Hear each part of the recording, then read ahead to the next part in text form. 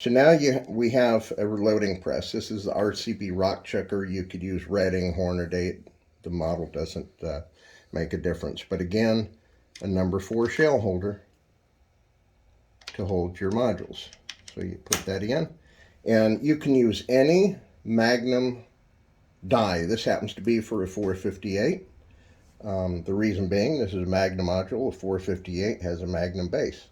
So I'm using a depriming die just to push that primer out. See how easy it is? Now I'm going to show you how to clean that. It's real simple. You got 2 choices. You can do it manually, or you can finish all your depriming and then put them in a sonic cleaner. So I'm going to remove another primer.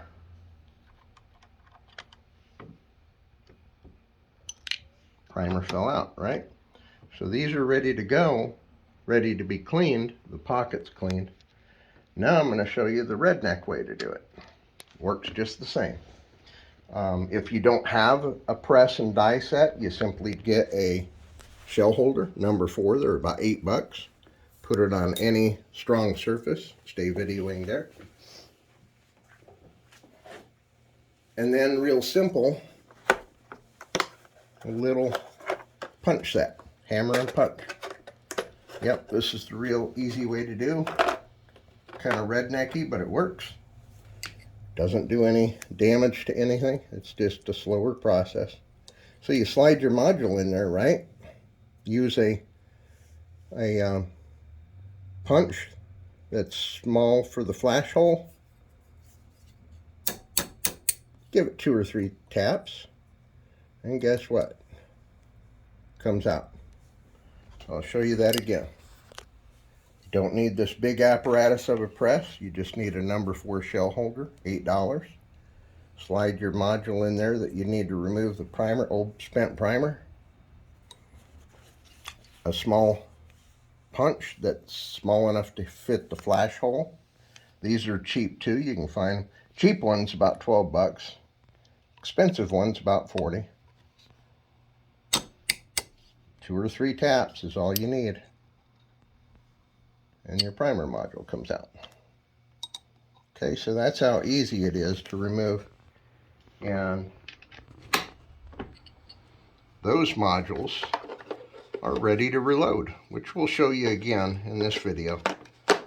But the one thing you want to do is give your primer pockets a quick clean, and we're going to show you how to do that. Stay videoing right there.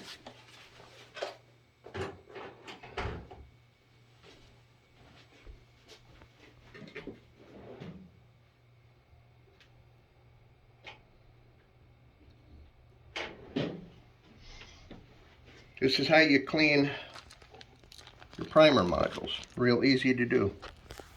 This little tool, about $14. It's got a primer brush and a handle. And you do about 4 or 5 turns. Notice the difference. You don't have to get anal about it, but a lot of people will then take a Q-tip and wipe that out. But again, he's talking about me. The number 1 best thing is just dump these in a sonic cleaner. It's a lot easier with a sonic cleaner. To do a batch, if you're just doing a few like we're doing here, I do it by hand. And you don't need to over clean it. You also, when you do sonic cleaning, you can clean the carbon out of there, and that's fine. I tell people don't worry about that for at least 25 shots.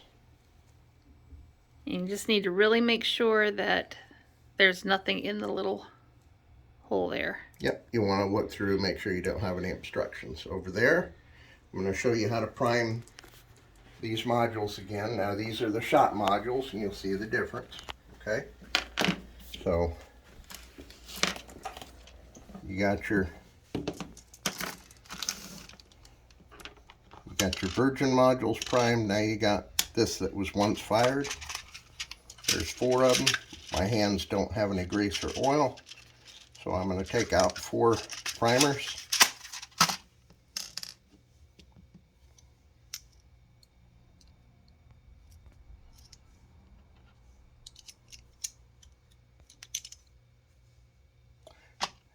That's how you prime them.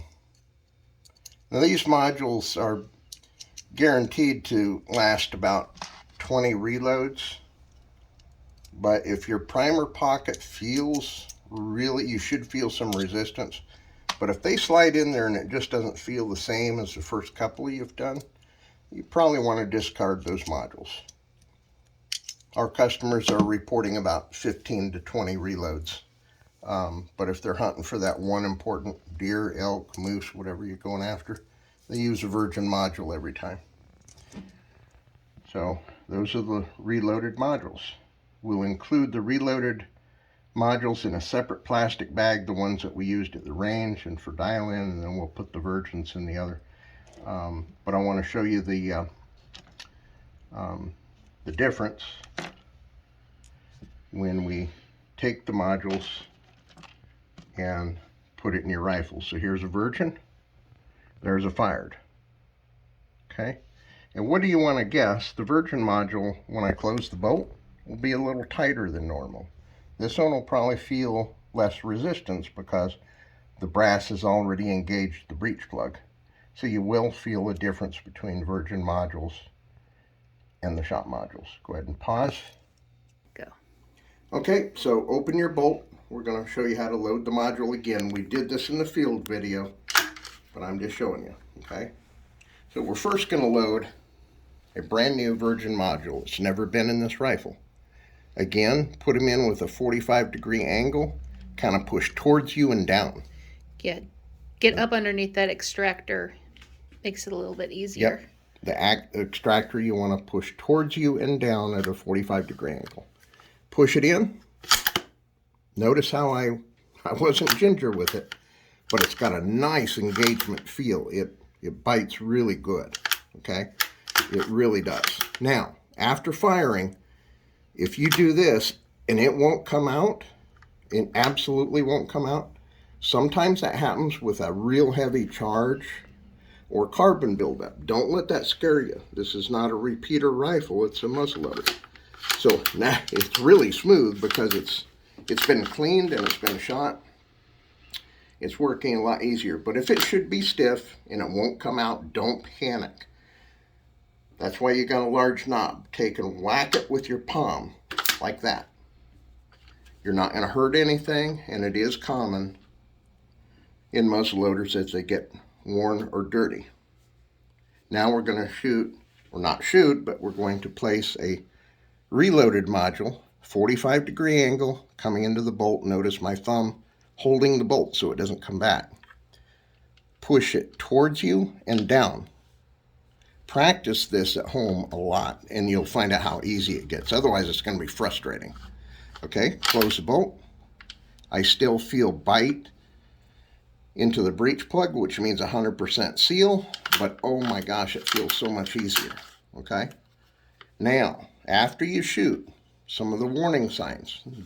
This isn't meant to scare you, it's just meant to tell you about where and how modules operate. Notice how clean the flash hole in the virgin module is. So you see that? Notice the carbon buildup we talked about in a reloaded but used module that you don't clean out. You just make sure it has no obstruction.